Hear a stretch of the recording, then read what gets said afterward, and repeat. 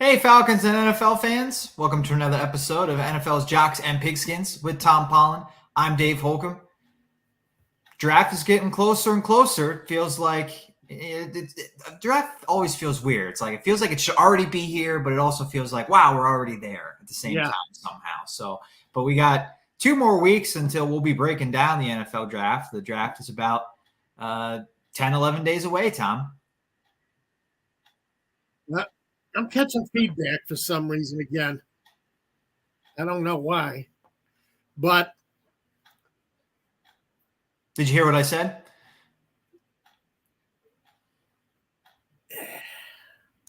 yeah, I heard what you said. It's just funny because I'm like on a 10-second delay. Can I try signing in again? Sure.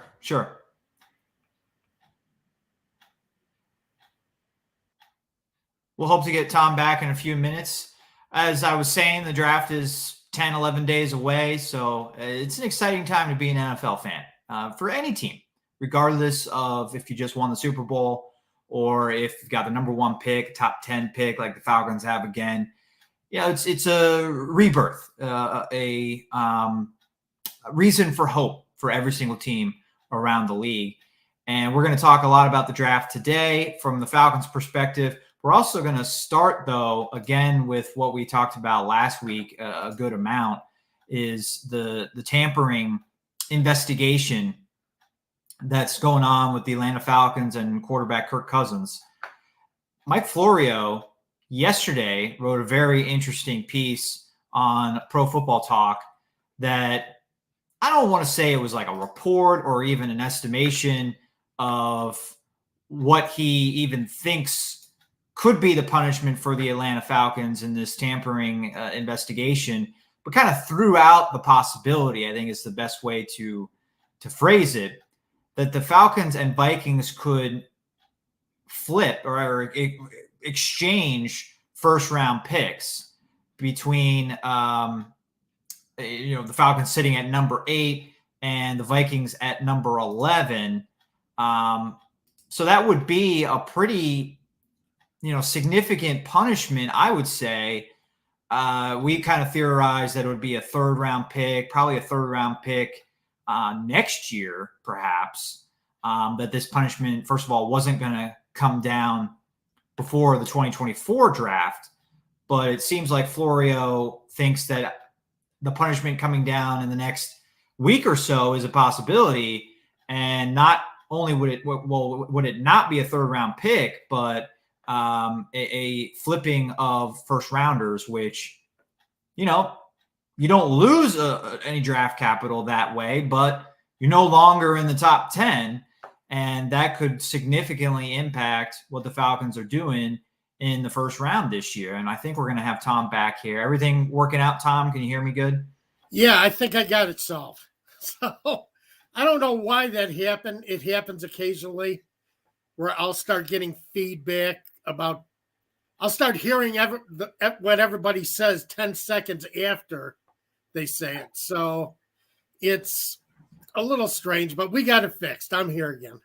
All right, good. Well, I started teasing the Kirk Cousins tampering investigation stuff we were going to talk about today. Mike Florio floating the idea of the Falcons and Vikings flipping first-round picks. And again, I think floating or throwing out the possibility is probably the best way to phrase it, because I don't think this is a report or anything like that. Just the possibility, a fun theory, really, is what he's kind of suggesting here. By the way, today's show brought to you by Prize Picks. Download the app when you do. Use our promo code ASU. That gets you a 100% match on your first deposit up to $100. So some free money for you there, and can use it.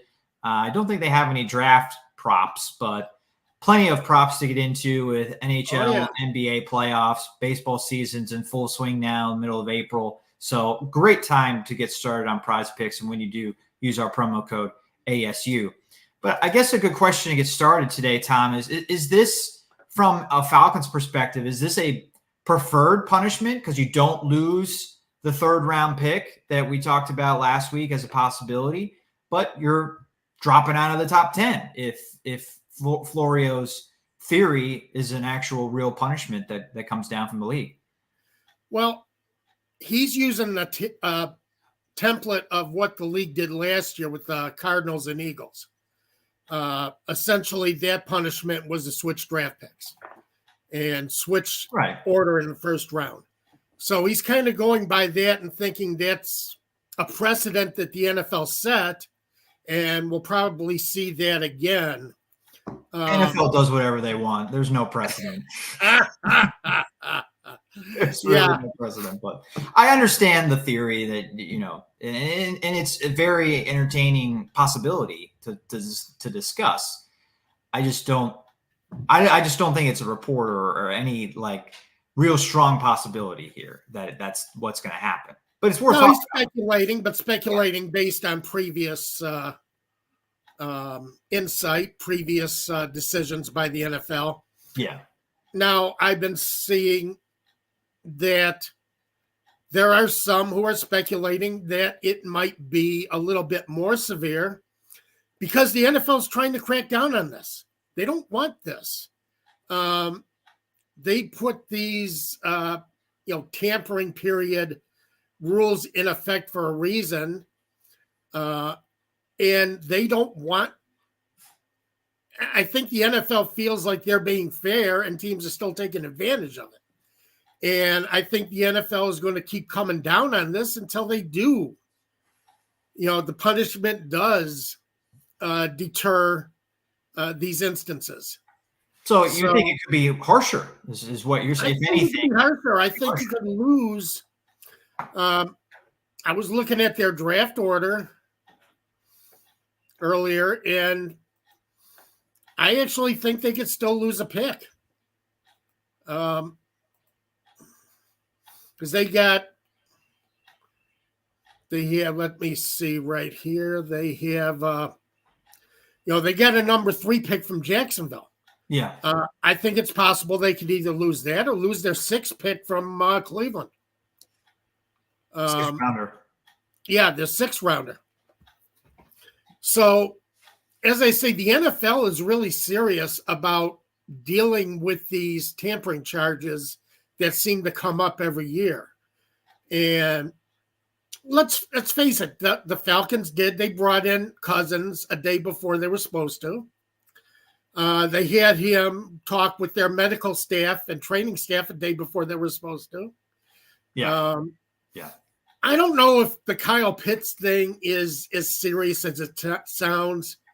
A player's reaching out to another player and saying, hey, we would love to have you down here. There's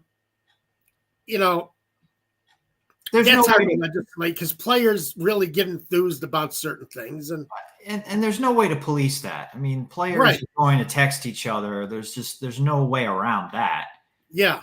And I would think Cousins he probably talked to Falcons players and asked, hey, what's it like down there? Right, exactly. How's the locker room? How's Arthur Blank? You're not going to ask about the coach because the coach has changed, but things of that nature that we do too.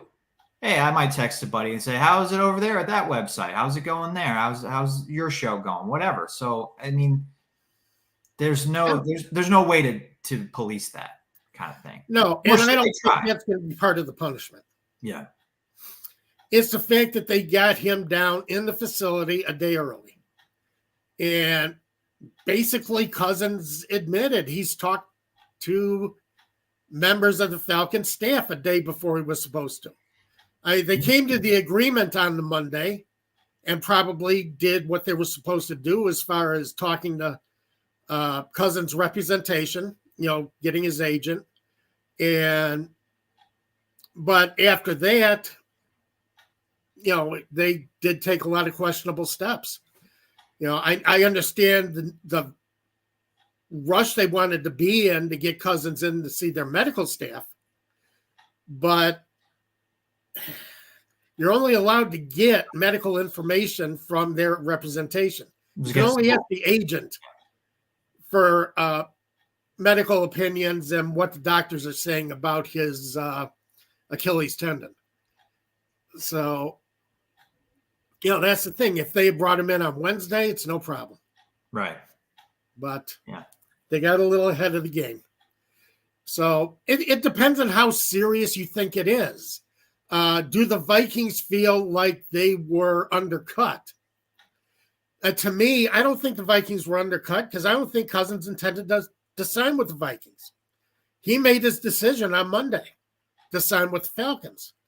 But the Vikings are also playing part of the victim here. Oh, I mean, if they think they can move up from 11 to 8, which is something that has been talked about in mock drafts, that they're going to move up into the top 10 and move up into the top 5 even for a quarterback, why would you not play victim? Sure, exactly. Yeah. If and you're still going to move up, or it's possible they could wait for a quarterback to fall to them. I don't know.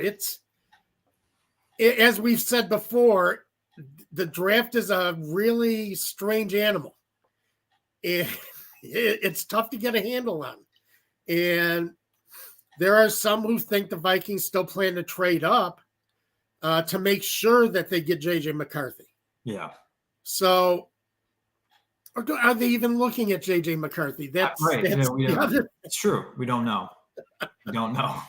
And that's the wild part about this time of the season. Is depending on who you read, there are as many draft takes as there are writers that are putting them out there. Everybody's got their own take, but I think based on what they're going to prove about the Falcons, I think a switch of draft picks is probably what we're going to expect, based on what the NFL did last year. I don't know. It depends on how much the Vikings cry about how much they were hurt. Well, I could make an argument that switching draft picks shouldn't be on the table because you are encouraging a team that, like the Vikings, lost the player, to cry about it, to complain about it. If the Vikings don't have anything at stake, it's only the Falcons losing a later draft pick, then the Vikings might not make it as big of a deal. And then you get an honest answer from them. Did you really think you were in on Cousins? Right. You're not going to get an honest answer from the Vikings on that right now in an investigation because they have something to gain. That's what we're talking about. Of course. Yeah. So that's it exactly. So yeah, it's interesting. Flopping the picks is it's just a fascinating idea, but probably shouldn't be a punishment for that reason. It might just be a fine. They might fine Arthur Blank a certain amount and that's it. But the issue is that the tampering does exist.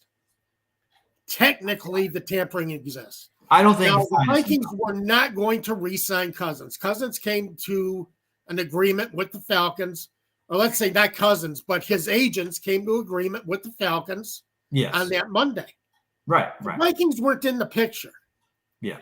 But they're making it sound like, well, we lost our starting quarterback. Well, and it's the Falcons' fault. I'm playing devil's advocate here, not for the Vikings, but for the Falcons. Were there really any other teams in on Kirk Cousins? No. Not that I heard. No, there were no other. So why tamper? Why bring him in on Sunday, 12 hours, 24 hours, whatever, before you were allowed to, when it really seemed like as long as you dotted your I's, crossed your T's, said all the right things to him, he was coming there. He was coming there anyway. There was no real reason for him to meet with the medical team early. I guess maybe they wanted to see for sure that he was going to be healthy so they could go in a different direction if he wasn't, given a clean bill of health from their own medical team. But like, what other quarterback were they going to go after and get who they needed to get that day, that Monday? There wasn't anybody. Russell Wilson was already gone. I don't think they were really interested in him anyway. Really didn't show any interest in Justin Fields. So guys like Sam Darnold and Mason Rudolph and like these second tier, third tier quarterbacks, they would have been able to quickly pivot too if they had just delayed what they did with Cousins by 12 to 24 hours. So, I mean, the Falcons made a mistake. They shouldn't have done what they did, and it was unnecessary. They were gonna sign Cousins anyway. Yes, they were. I know they were trying to keep the Vikings from edging in ahead of them and coming in with a better offer. Because, the Vikings are desperate for a quarterback right now. Yes, that's true. And I think that was the only danger that the Falcons saw was, will the Vikings try to kind of edge in ahead of us and get an offer into Cousins that maybe, make him an offer he can't refuse. That's, to put it mildly. Right. But I don't think that was going to be the case. I think the Falcons were the team overall. Once the Falcons decided he was the guy, I think they were his team too.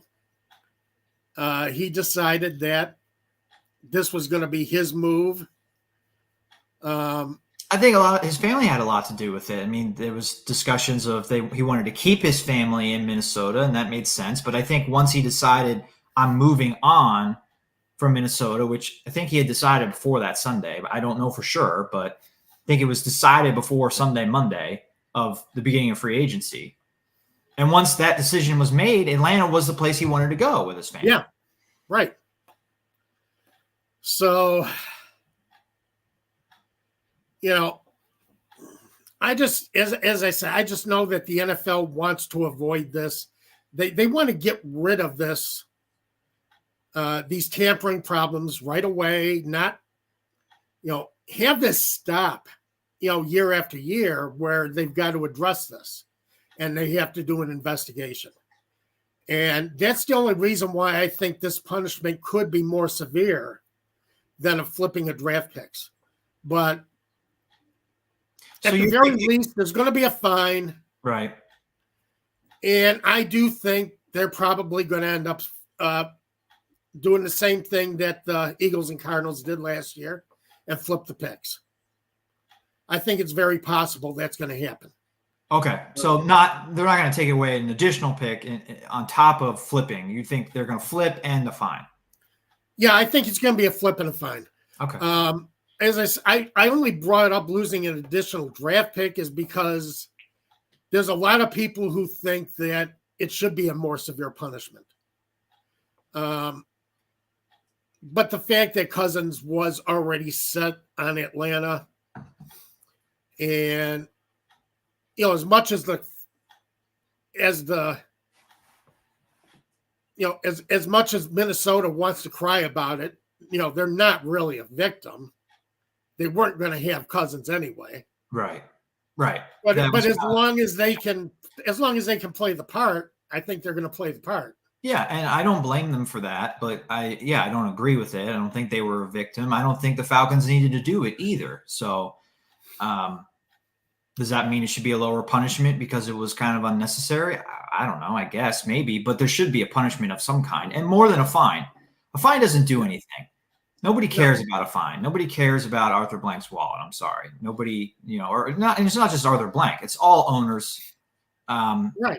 Nor should you care. I think some people maybe care about like how much these players make, but it's like you're not paying them, so why does it matter to you? Right. So if you're not paying the fine doesn't really mean much. But players should get as much as they can. Fans will care a lot more about their teams not tampering in the future if they take away a draft pick or flip draft picks. So and wait until middle of the season when the Falcons are contending, and I think fans are going to forget the kind of contract that they signed him to. As long as the team wins, right? That's all that matters. Right, that's true. Right now it looks like a really big contract. They can't, takes up a lot of cap space, which it really doesn't. But it does. But you can always get around cap space issues and in future years and voidable years and there's so many ways that teams get around the cap anymore. It's just it's amazing how many, if there's a way to get around it, somebody's going to figure it out. But all it comes down to is if the Falcons are winning, everything else goes away. It's not a consideration anymore. And I think with the quarterback, they're close to winning. I think they can very well contend this year. They're going to be a serious team. They should, especially in their division. And, I think that could have been on the Falcons' mind when they were tampering with Cousins. Like, we don't care. If we get caught, we'll pay the punishment, but we just got to get this guy. Right. We have got to have that quarterback because, and I say Rudolph and all the other names out there other than Wilson. And as you said, Wilson wasn't going to come here anyway. I think Wilson was set on the Steelers. Yeah, he'd already signed before free agency started. But, everybody else is just the next man up. It's, we've seen them all in starting situations before. We've seen them all be mediocre to, average. There was nobody out there that the Falcons were going to find that was going to take this team to the next level. And I think the Falcons feel like this year, this 2024 season, they have to take it to the next level. And that was Cousins. And that was it. That was the only guy out there who could make that happen. Well, looking at, the potential of flipping the first round picks between the Falcons and Vikings, how does that impact what Atlanta might do in the first round? I mean, does it at all? I think the hope is maybe it doesn't. I think they could still get Turner at number. Dallas Turner is a guy that has been a very popular pick for the Falcons in mock drafts at number 11. We kind of threw out the idea, could you trade back from 8 to 11th or 12th or 13th and then still grab Turner, get extra draft capital? You obviously wouldn't be getting extra draft capital if you just flip picks as a punishment. But hopefully you still get the guy that you want. Is that kind of how you view the best case scenario if that is indeed the punishment for the Falcons? Yeah, I think they get what they want. I still think they get either Jared Verse or Dallas Turner. Yeah. And each one has their advantages. So it depends on what the Falcons feel that they need or what would give them the advantage. Remember, the Falcons are going from a 4-3 back to a 3-4 base. So it's going to affect the personnel that they already have. And it's going to affect, I think, how they determine who they want as far as a draft choice. I think either Turner or Verse is going to be gone if the Falcons have to move back, but they'll get the other one. I think the edge rusher is still there that can make a difference on this defense, even if the Falcons are flipped back to 11. So I'm not as worried about the draft picks being flipped. I think they might have gotten a better deal if another team wanted to move up. I think the Falcons could have still moved back. And I think they had a better chance of moving back from where they are, from number 8. And getting that extra draft pick that they were looking for to add some depth. But they're less likely to get that at 11. So it's going to affect their trade possibilities, I think. Right. It's not going to affect the fact that they're going to get the player that they need. Mm-hmm. And an important player, I think an important building block for the defense. Do you not have Latu in that, top tier category of edge rushers? I would, except Latu's been hurt, and he's got an injury history that Verse and Turner don't have. So I think Latu would be worthwhile. I don't know if he's going to go as high as some people think. I'm still more a fan of Turner and Verse. I think Verse is more a guy who can play hand in the dirt or standing up. Verse is more strong. He's got a stronger rush. He doesn't have as long of arms as Turner has. But he's got strength and he can disengage. Turner actually has the ability to go low around a defensive tackle to get past them, go underneath the block. But I think he's more of a stand-up rusher, more of outside linebacker type edge rusher. And then, he has different moves. I think Turner has more moves. I think Verse is stronger. So, take your pick from there. It depends on how the Falcons want to evaluate both of them. I like Turner because I think Turner can do more with his body as far as making defensive tackles miss or putting defensive tackles off balance than Verse can. But, Verse can – I think Verse also diagnoses the run better than Turner does right now. Verse isn't the type who's going to overcompensate on the rush and leave his position wide open for a running, for a run play. So, there's advantages, disadvantages to both of them. It's going to be interesting. Latu, I think, and I haven't watched as much film on him yet, but again, the thing about Latu is that he has suffered injuries. He's been healthy the last year or so, but there is an injury history there. So that might be hurting, his draft position. I would rather have somebody come into the NFL that, I know has been healthy during his college career. Okay. Yeah, that makes sense.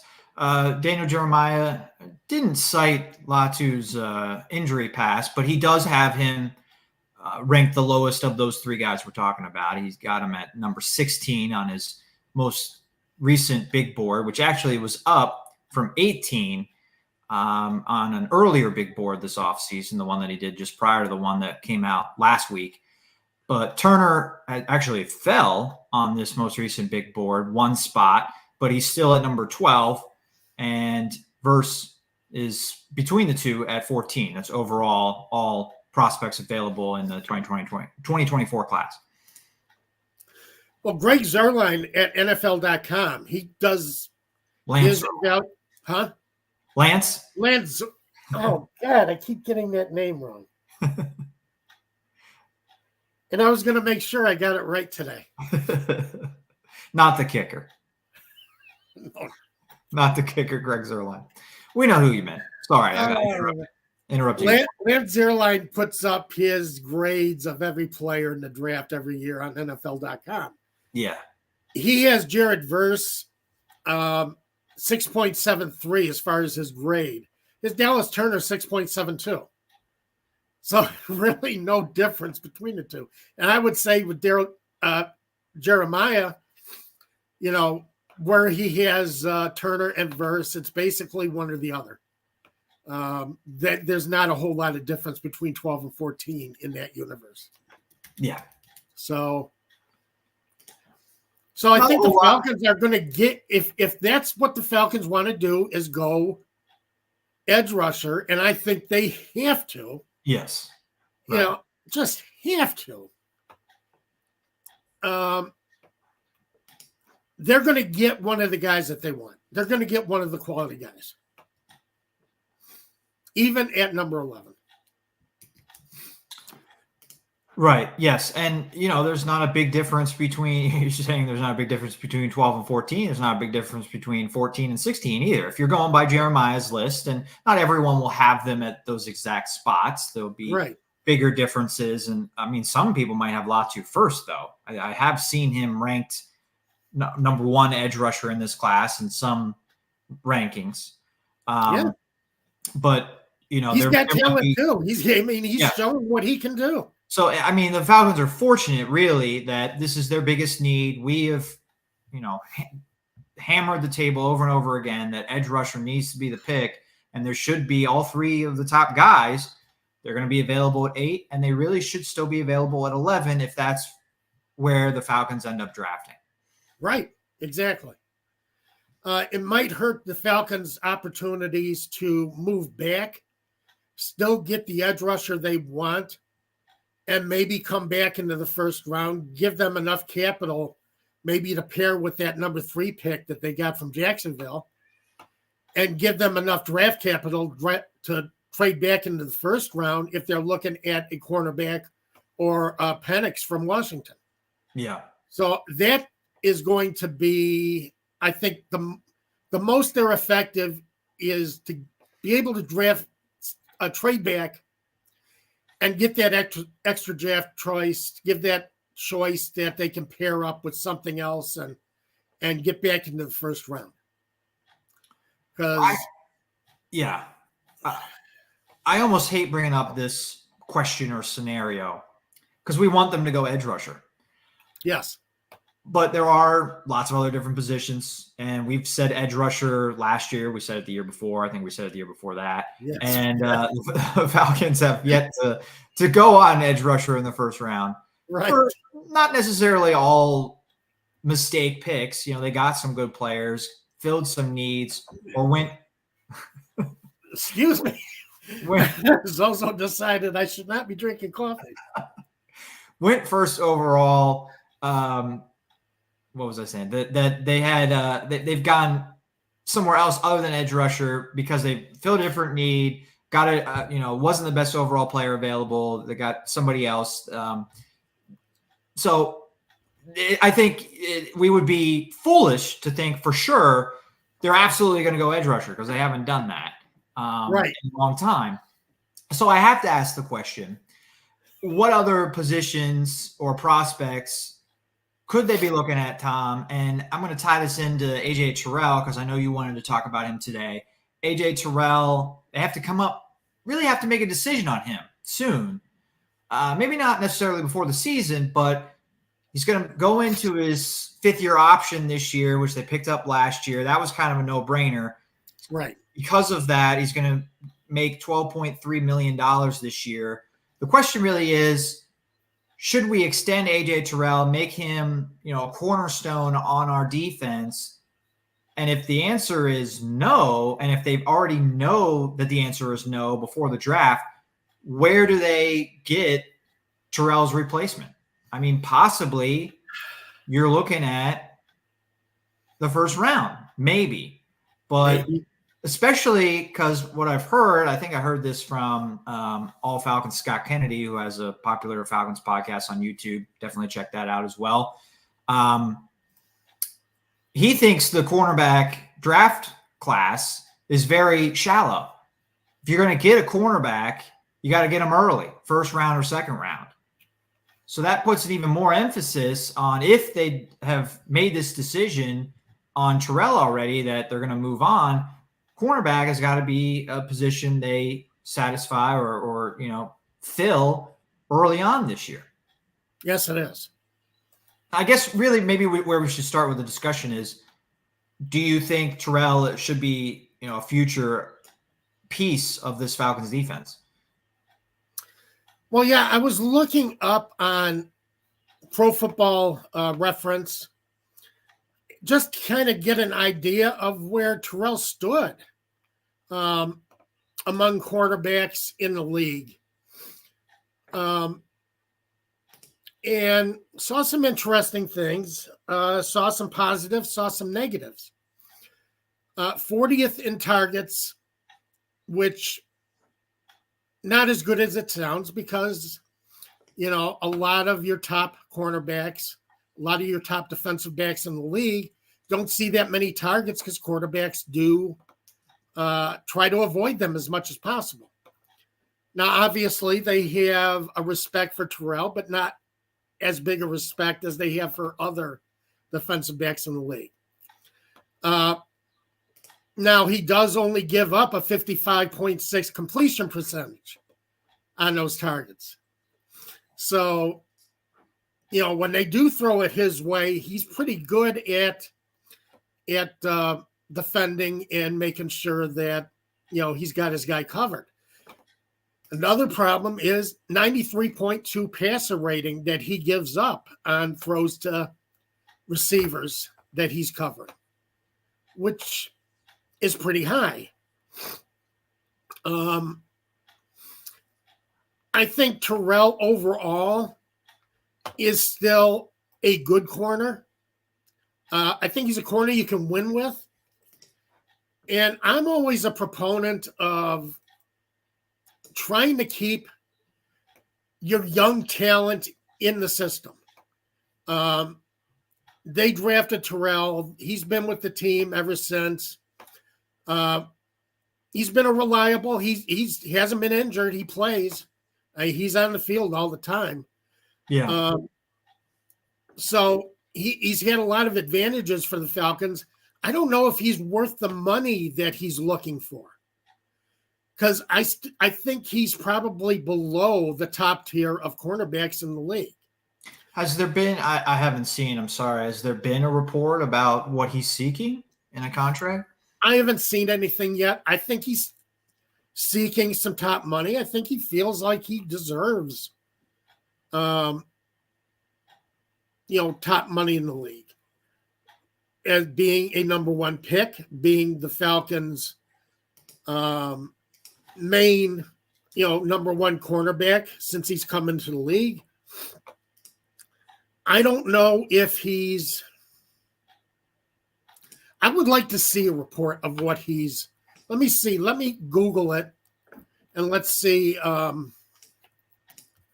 what – if there is a number out there that A.J. Terrell is looking at. Because you're right. Yes, SpotRack projects his market value to be 4 years, $79.5 million, which would be a 19.8 average annual salary. And how does that stack up against other cornerbacks in the league? Yeah, I was going to try and find that.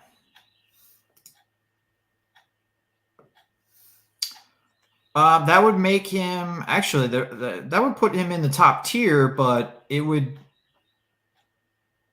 it would put him, I guess, third overall on an average annual salary basis. But there's a lot of guys that have more than 19 million, so that he would be in this group of like about 8 to 10 guys that are paid 18 million or more per season.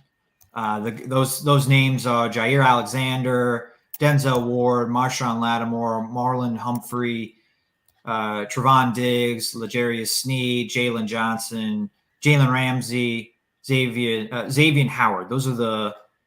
I think those were 10 names. Those are the 10 cornerbacks that make 18 million or more.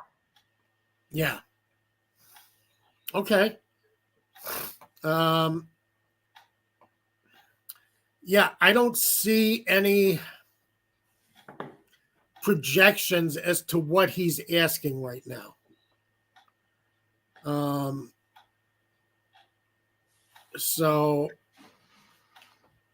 it'll be interesting to see what comes out, and we might not see that until later in the summer after the draft, after the Falcons have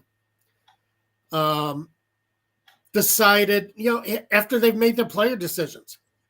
Did they bring somebody in who they feel can be Terrell's replacement? And if they do, that's going to affect the amount of money that they want to commit to Terrell. So, it's a funny time, because I think if this contract had come up last year, I think Terrell would have had an easier time getting what he wanted, because there was more cap space and there was more. I think he had a better negotiating position with the Falcons as far as being one of their top defensive players.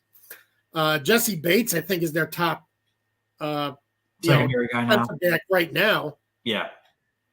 So it does affect Terrell's negotiating stance a little bit. But, Bates is a safety, Terrell's a corner. I'd still think that Terrell becomes a better corner if the Falcons fix their edge rush. Yeah. And I think maybe some of these numbers that I was reading off about Terrell over the last season improve if the Falcons can improve their rushing, their edge rush, and get to the quarterback. Because Terrell doesn't have to hold on to his receiver for, 3.5 to 4 seconds, which once you get to 4 seconds, it's tough to stay with a guy because he's breaking off his route. He's doing something different. He's going to try and help his quarterback. It's hard to keep a guy under control once you get to 4 seconds in the route. And, allowing an opposing quarterback to continually extend plays does not make any of the defensive backs in the Falcons look good. So I would say, it depends on what Terrell's going to be looking for. I think Terrell's probably going to be looking for that contract worth that Spot Rack puts on him. And maybe it's not as untenable as I thought. Maybe he's worth that kind of money if he can, if the Falcons can put David pass rush in front of him and, give him better odds at shutting down a receiver. Yeah, I think if you kind of ask Falcons fans, hey, do you want to make AJ Terrell the third highest paid cornerback on an average annual basis? We're not talking bonus money or whatever, but just highest payout on average per season of the contract, they probably would say no, that he's not one of the top 3 cornerbacks. It's easy to say that. But you look at those other names on the list of, top 10 paid cornerbacks on an average annual salary basis. Terrell belongs in that group. Some of them are definitely, I would say, better than him or guys that I'd rather have. But there's also guys in there that, I don't know, maybe they're bad contracts. I don't know. I'd have to take a deeper look at that. But there are other players in that group, other cornerbacks that I would say, yeah, Terrell's as good as that guy, or Terrell's even better than that guy. So he probably deserves $18, $19 million a season. Yeah, I would say as far as the way the market stands right now, I'm saying he probably could get it. And it may not have to be necessarily off, average salary. You got roster bonuses. You got some different bonuses that you could throw into the deal. Adds up to $19 million, but, works out for both because you're getting your guy at a decent price, and you've locked him in. Basically, you've got him. And I'm the guy who likes to say, keep your base talent. You drafted him, and he has performed. Now, he hasn't had interceptions the last 2 years, but there are other reasons why a cornerback may not have interceptions. They may not be throwing at him. Right. Or the fact that, a receiver's getting away from him at the end and he's not in a position to make the interception. Mm-hmm. Maybe if he's in tighter coverage when the quarterback has to get rid of the ball, maybe you see an interception there. It's Jalen Johnson. The Bears went through the same thing last year with Jalen Johnson. There was talk about them not extending him. He hadn't had an interception in a couple of seasons. And there was talk that they may not continue bringing might go in a different direction at corner. Well, they brought in Montez Sweat as their edge rusher, traded for him. Jalen Johnson suddenly picked up a couple of interceptions. His coverage got better. And he ended up signing with the Bears a 4-year deal. Right. Yeah. Yeah. It's amazing how that can work. How a better defensive line can make your cornerbacks, your defensive backs better. And he was a guy that a lot of people thought might be traded yes. at the trade deadline. Instead, the Bears went out and got a player for their defense, and Johnson got better, as you said. Yeah, Johnson got better. Tyreek Stevenson, the rookie, he got better in the second half of the season.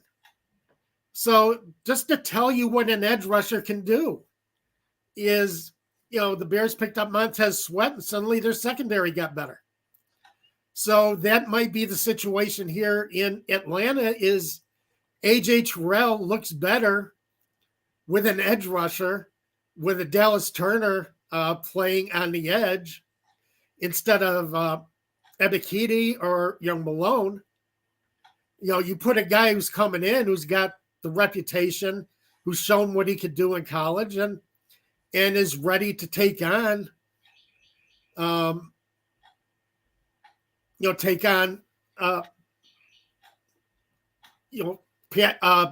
rush in the NFL, and be a disruptive influence. I'm looking at Terrell's analytics from Pro Football Focus, and I think there's a lot of mixed messaging there as well.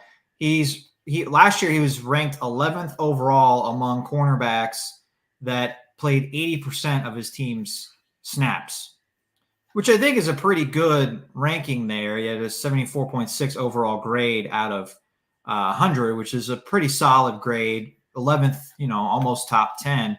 But only 22 cornerbacks are on this list. Only 22 cornerbacks played 80% of their team's defensive snaps last year. Yeah. So, I mean, you could say, well, Terrell's middle of the road. Although you're counting on him for so many snaps, I definitely think Terrell is more than middle of the road when you're playing more than 80% of the snaps and you're playing well like he did. A lot of times when you play that many snaps, you're going to get exposed. So he really didn't get exposed a ton for the amount of snaps that he played. And he would be exposed a lot less if the Falcons can improve their pass rush with an edge rusher, as we're talking about. Exactly. It all ties together. It's a team game. It all ties together as far as what you can do defensively. Now Terrell's just a straight cover guy. They don't blitz him. They don't do anything else with him. He's their number one cover man.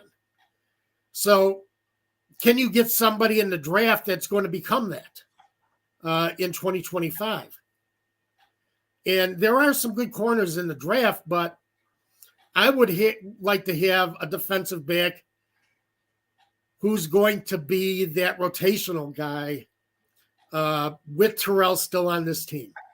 Because I think you give the other players faith that if they perform, they're going to get taken care of. That's true. That is, yes. So that's another thing. It's a psychological aspect. Other players look at that and say, if we perform, we're going to get taken care of. And again, I go back to the Bears last year when they extended Cole Kmet at tight end. A lot of young Bears players took that as a positive because they looked at it and said, well, Kmet performed. And Kmet's getting paid. If we perform, we're going to get paid. So it's a positive right down the line with your team. It creates a much more positive attitude with your team. So, and that's another thing you have to look at is the psychological impact of letting Terrell, cutting him loose after he spent 5 years, giving you everything he's got as a cornerback. And, his leadership capabilities, you got to look at that. But I don't think he's as good a cover man as everybody says, but I think he's worth keeping. I think so, too. And I don't think the Falcons are going to be in a position really to draft his successor anyway, potential successor. I think he should be in Atlanta on a second contract. But I'm looking at, you can look at different websites and they tell you different things. But I'm looking at ESPN's overall draft rankings. And they only have one cornerback in the top 12. So that kind of tells you right there. The cornerback class is kind of weird. I'm not saying I'm not a scout, so this is based on what I've read at other places and what people have told me. But there is no like elite cornerback prospect that you're going to grab in the top 5, even the top 10 this year. I think we might not see a cornerback go in the top 10, and then you're going to have a bunch later in the first round. So it's not like it's a bad cornerback class. I didn't mean to suggest that if anybody took my comments that way. There's 6, counting Kawan Mitchell from Toledo, who ESPN has at number 10. From 10 to 33, we'll count that as 32. So we might have 6 cornerbacks, according to ESPN, drafted outside the top 10, but going in the first round. So that's a lot of cornerbacks in the first round. No elite, but not a lot, and then a lot later. But then I think it's going to thin out after that. There's a drop-off between the 6th prospect, according to ESPN, and the 7th guy, a drop-off from 33 to 45 overall, and then continued drop-off from there. So unless, the Falcons trade back as from 8, they keep the 8th pick. They don't lose it as part of the tampering punishment. Right. And they trade back farther than 12th or even 14th, and those edge rushers were gone. I think that's the only way you're going to see them draft one of these 6 guys and have a guy that could potentially be their next A.J. Terrell. The only other scenario would be if one of these guys dropped to where the Falcons are drafting the second round. Yeah. I think some of these guys go right up. Wiggins, Mitchell, Arnold are going in the first round. Yeah. Kool-Aid McKinstry, I've seen different things on him. And by the way, that's about to become my most favorite name in the NFL. Kool-Aid McKinstry. And if he became a Falcon, I would be just thrilled. He's about to replace Puka Nacua as my favorite NFL name. But, it is not a strong cornerback class. I don't know if you're going to get Terrell's replacement out of this class. Yeah. You could get a solid corner out of this class. You might find a good nickel corner out of this class. I don't think you're going to find the guy you want to replace A.J. Terrell out of this class. So, that's going to make a difference. And that might push the Falcons closer to just going ahead and making the deal with Terrell. And they still need depth at corner, but I think they can get depth at corner in this draft. Right. I don't think they can get a starter in this draft because it's just not built. It's not set up for that. Not this year. If they could extend Terrell and draft the guy that's going to start opposite him, right, in this class, that to me makes the most sense. Tony has a few comments. Thanks for tuning in and sending us your thoughts, Tony. We're going to get to one of them here before we wrap up. He says, "Good afternoon, gents. With the Falcons having the 8th overall pick, would it be safe to say edge rusher Dallas Turner would be the safe pick?" We dove into Turner, Verse, and Latu a little bit earlier on in the show, Tony, but we didn't really say who was the safest. Tom, do you say Turner is the safest of those 3? I think Turner's the safest. I think Turner's the best at that slot.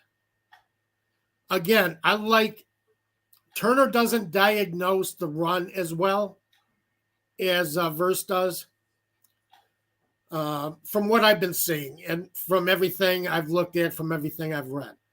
However, as a 3-4 edge rusher, outside linebacker, / outside linebacker, I think Turner gives you the best chance to be the guy that the Falcons need.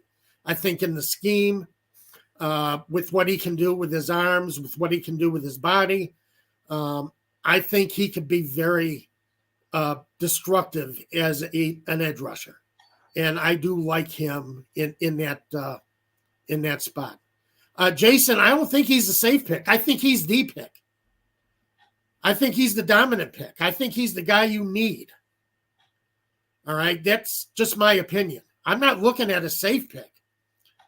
I'm looking at the best guy you can get in the top 10 of the draft.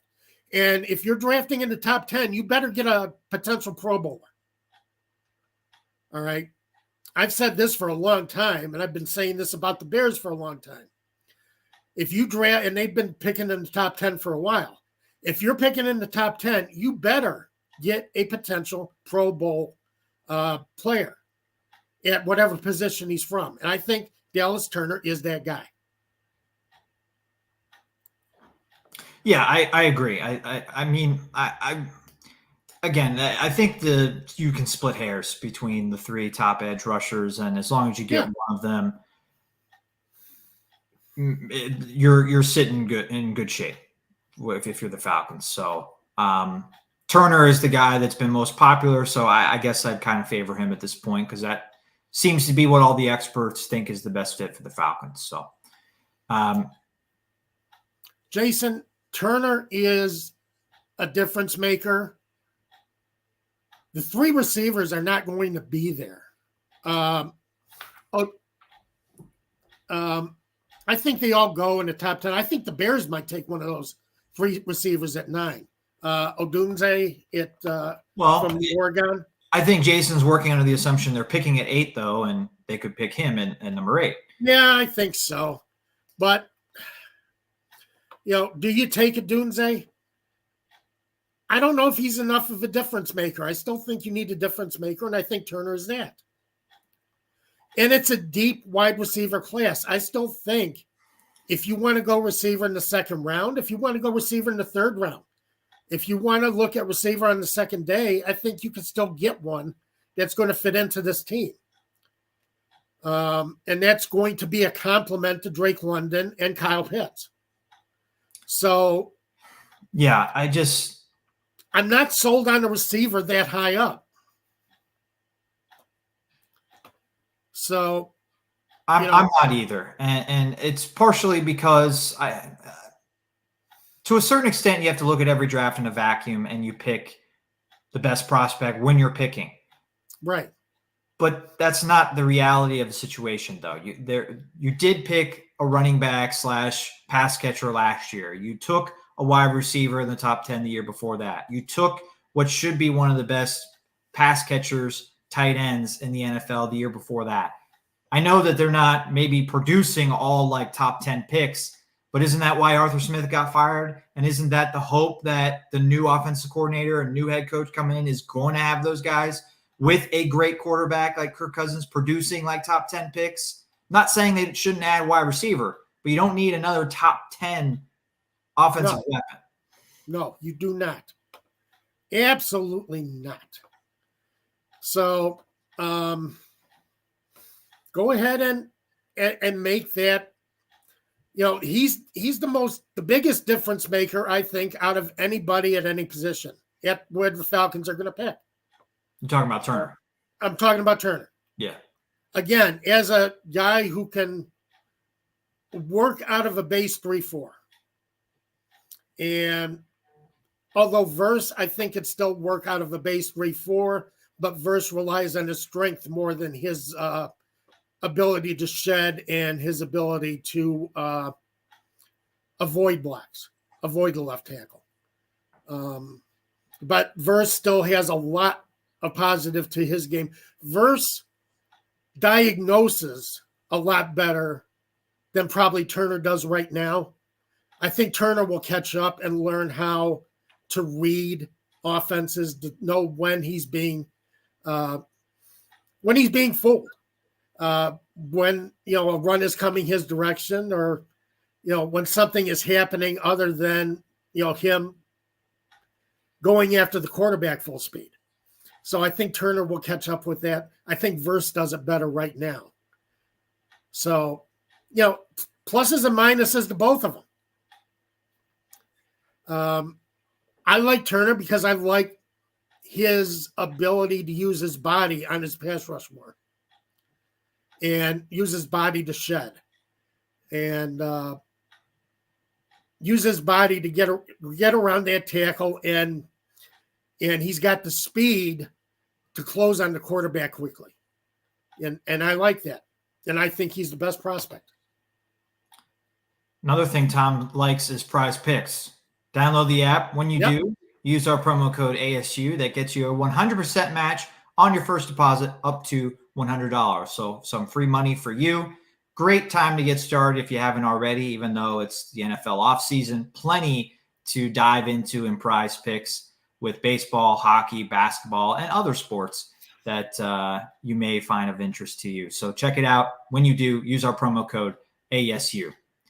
We're out of time today. Thanks so much for tuning in. We'll be back next week for our last show just before the NFL draft. We'll be diving into more of your questions and comments then. Absolutely. And bring your comments, bring your questions about players out of the first round. Who else do you think that the Falcons can fill up their draft card with?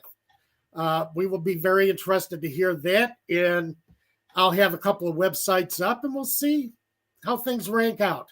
Until then, everyone have a great week.